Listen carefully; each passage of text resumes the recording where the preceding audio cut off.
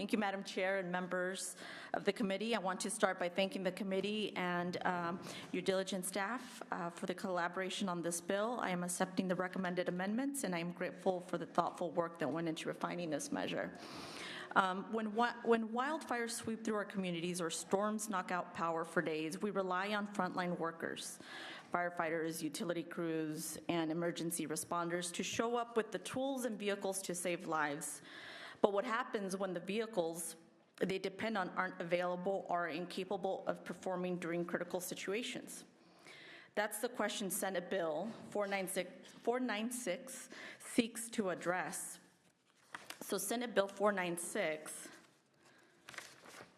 establishes an advisory committee to address the exemption and extension process for the California Air Resource Board Advanced Clean Fleets Regulation. SB 496 also expands the vehicles covered by the emergency vehicle exemption, ensuring that our frontline workers and the communities they serve have access to vehicles that can do the job during emergencies. These common sense and reasonable provisions address many of the obstacles facing rural communities as they strive to meet CARB's ACF regulation. I believe SB 496 strikes a fair balance between preserving public safety and essential services delivery standards while ensuring communities continue to promptly transition to ZEVs. And with me today to testify in support of SB 496 are Kimberly A. Thorner. She's General Manager of Municipal Water District, Olivenhain, right? Olivenhain. And Mark McCullough, Director of Fleet Management for San Bernardino County. Welcome, Ms. Thorner. It's nice to see you here from my county. And go ahead and you can testify when ready. Is the mic on? It is. Oh, it is. Okay. Good afternoon, Chair Blakespeare, my senator, members of the committee. I'm the general manager of Olivenhain Municipal Water District. I've been there for 29 years, and in those years, I have overseen emergency response to hundreds of emergencies. In fact, on the CAL FIRE map that came out, 75% of my service area is high or very high fire threat. That doesn't surprise me because fire has broken out 7 times in my tenure at my agency. The 2007 fire lasted a week. 20% of my service area burned. I'm a disaster response worker. My ID got me through the military protection lines when homes were burning. Our EOC was activated. We were able to keep water flowing to customers and firefighters even though power was out the entire time. My operators deployed throughout our 48 square mile service area, and we manually operated our facilities. We changed water flow. We kept the pump stations going. When people flee their homes, water continues to flow through the fixtures in their burnt homes. This drains the water system and is what happened in Palisades. Our employees deploy to turn off meters in homes that have burned so that water is available and pressure is maintained in the system to fight the ongoing fires. In all of these situations, gas-powered vehicles provide immediate readiness, operational duration that the zero-emission alternatives cannot currently provide, especially when the power is out the entire week. In high-stakes moments, we can't afford to be limited by range, charging access, or grid reliability. My fire chief is one of the support letters you'll see in your packet, and it's because he nor I ever want to call the other one and say we're not ready to respond to each other in an emergency. You can't fight fires without water, and we need round-the-clock vehicles in order to be immediately available and have the water flow.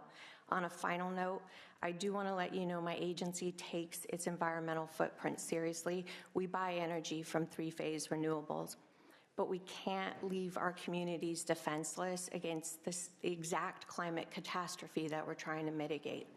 So the threat to property and lives is not distant. I've seen it throughout my tenure. We saw it in LA in January, and we're gonna see it again.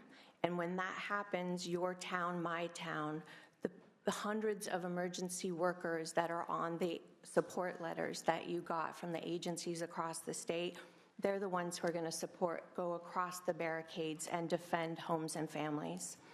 Please vote aye so that we have the tools to do the job that we need to do. Thank you. Good afternoon, Madam Chair and honorable senators. My name is Mark McCullough. I want to thank you for this opportunity to speak to SB 496. So I am the director for County of San Bernardino Fleet Management, where I currently serve. I have 41 years of fleet experience across Los Angeles, Riverside, and San Bernardino counties in different municipalities. So I come to you with 41 years of experience of vehicle emissions. I was actually part of the original Bar 84. None of you are probably old enough to remember that, but that's when smog started originally. So I've had lots of experiences in that. So I come to you as someone who deeply values clean air. I've championed alternative fuels, cutting-edge vehicle technologies throughout my career. Yet today, I'm here to request targeted exemptions from California's advanced clean fleet rules because of the unique demands of our county and indeed many counties and cities across California that require practical solutions.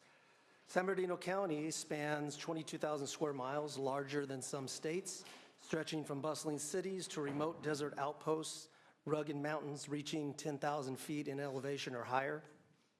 So our fleet does not just maintain roads, we deliver essential services like flood control, repairs, fueling operations, and emergency response. Every day, our diverse vehicles, trucks, plows, graders tackle high elevations, rough terrain to perform critical tasks, clearing debris from wildfire-prone areas, maintaining water supply lines in rural communities, repairing bridges after storms, and supporting public health with waste management and vector control. These aren't optional duties, obviously. They're the backbone of safety and infrastructure for the 2.2 million residents within the San Bernardino County. The ACF rules, while well-intentioned, do not account for this reality, a reality that's shared by many places like Riverside, Inyo, and countless others with vast rugged territories and cities and counties. If you consider our role in disaster response a challenge not unique to us, when the governor declares an emergency like the 2023 snowstorms that dumped up to 10 feet of snow, burying houses under 6 to 8 feet of snow in mountain communities, every vehicle in our fleet at that point becomes a lifeline. That storm wasn't just snow. Homes caught fire as residents trapped by collapsed roofs and blocked roads resorted to unsafe heating. We deployed a full range of service vehicles, plows, fuel trucks, transit vans, mobile service trucks, loaders, utility rigs to clear paths, support emergency equipment like fire engines and ambulances, working tirelessly at extreme altitudes, including generators. We have 200 and some odd generators throughout the county, many of them in remote areas of the mountains. We're going to need you to wrap up, please. Yes, ma'am. Thank you. So, Senators, I'm not asking you to abandon clean air goals. I'm asking you that I've spent decades advancing them. In fact, for San Bernardino County, the coming fiscal year, 25% of our vehicle purchase plan will be EVs for local areas where range and recharging capabilities make them a practical choice. But I'm asking for flexibility, exemptions that recognize our disaster response, our unique terrain, and our sprawling service demands. Challenges that span for San Bernardino and many other corners of the state. Grant us and others like us the tools to protect Californians without compromising our mission. Thank you. Okay, thank you very much. And we'll invite others to come forward and express support. You can say your name, your organization, and your position.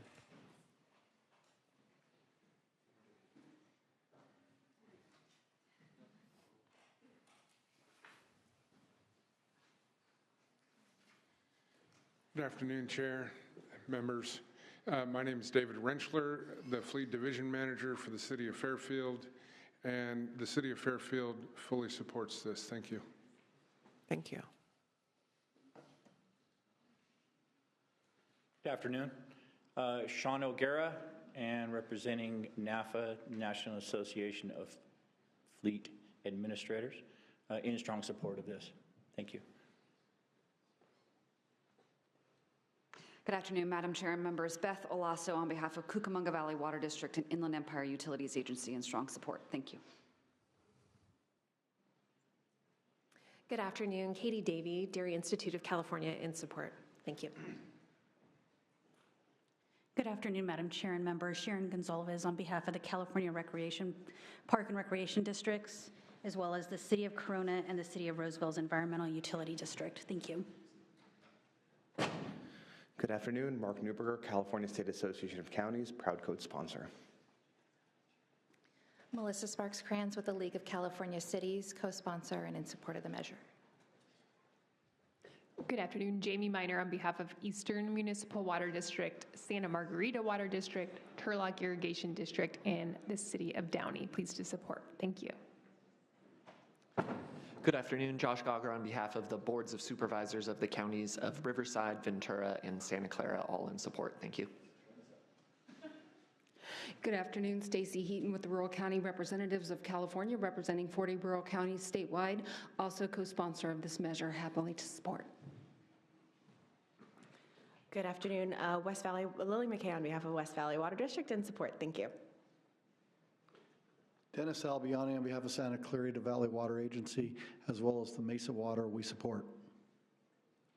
Clifton Wilson on behalf of the Board of Supervisors for the following counties: Fresno, Kern, San Joaquin, Stanislaus, Shasta, Butte, and Solano, all in support. Also, as well as the South San Joaquin Irrigation District, also in support. Thank you. Thank you, Chair and members. Anthony Tannehill with California Special Districts Association. Proud to be a co-sponsor. Full support. Thank you. Okay, thank you. And I just want to confirm for the record that you're accepting the committee amendments? Okay. That is correct. Thank you. Is there anyone in opposition who wishes to come forward? Okay, please come forward.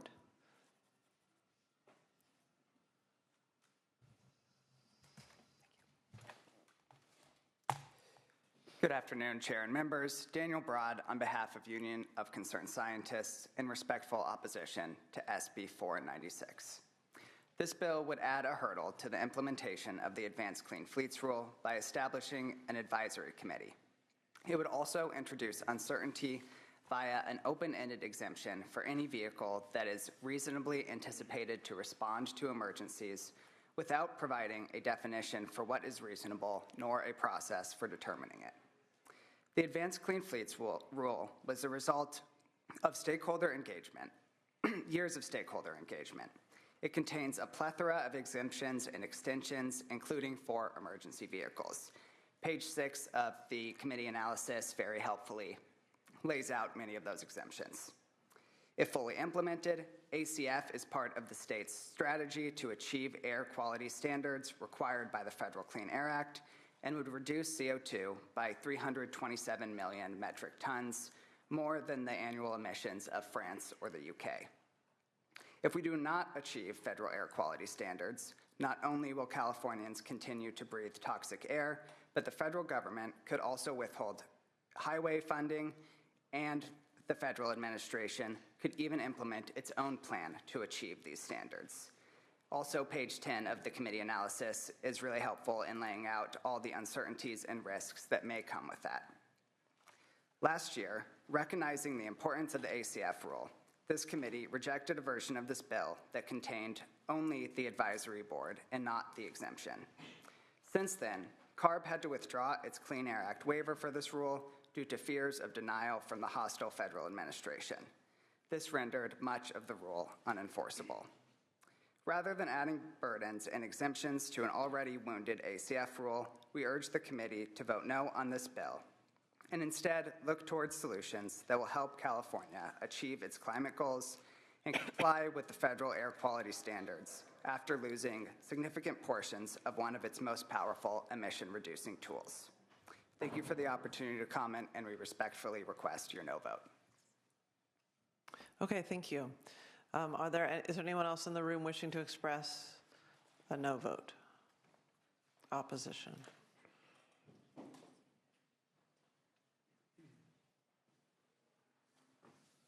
Good afternoon, Sophia Aficoa with the Coalition for Clean Air in opposition. Okay, thank you. Seeing no others, we'll bring it back to the committee. Are there any questions or comments from committee members? Yes, Senator Gonzalez. I know that the author will continue working with opposition. I'm hoping to be able to figure out, the ACF regulations and what they were intended for. I know some of them, obviously some of the fleets have an ability for a transition to 100% ZEB by 2042, which is some time from now. And I appreciate you taking the amendments as well, because it does show that, that there is a use and that there is a space for these folks to transition, but to do so in a way that's, mindful of emergency situations, et cetera, but also understanding that, we do have this regulation in place for lowering emissions for all of our communities as well. So I just wanted to state that on the record, and thank you for bringing the bill. Okay, thank you. Anyone else? No? Okay. Okay, yes. Go ahead, Senator Press. Yeah, I appreciate you bringing this forward, Senator Hurtado. I think especially after we saw, the devastating fires in Los Angeles, everybody's kind of looking to better respond and assessing our own facilities and equipment that we have and whether or not we're prepared for a disaster.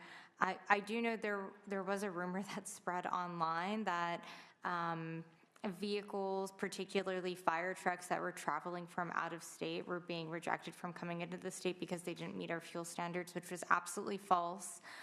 But I know that does come up, like folks want to see kind of a more common sense, approach to this. So, appreciate you working with the committee on the amendments. Obviously, we want to meet our goals that we've set to reduce greenhouse gas emissions, but at the same time, I think making sure that we're prepared for that kind of disaster because we never know when it's going to strike. So I think that you've found a nice balance here, and hope that you can continue to work with some of the folks in opposition to continue to find that. So. Okay, thank you. Senator Hurtado, would you like to close? Yes, I appreciate the comments made by colleagues here today. At the end of the day, I think we all want clean air. We all want to work towards those goals, but we also need to be proactive about just making sure that things don't get in the way when disaster hits. And I think this is an approach that's down the middle, that's looking to hear everyone out, and I'll continue to listen to any concerns that are brought up. So with that, I respectfully ask for an aye vote. Okay, thank you. I'd entertain a motion on this. What is it? Oh, okay. Okay.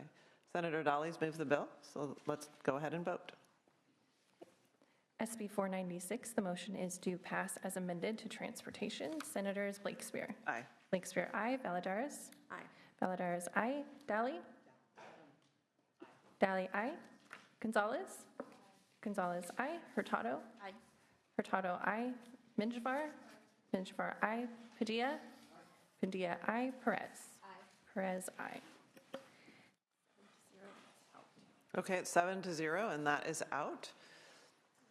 So I will now hand the gavel to the vice chair and go down there for the last two bills of this committee.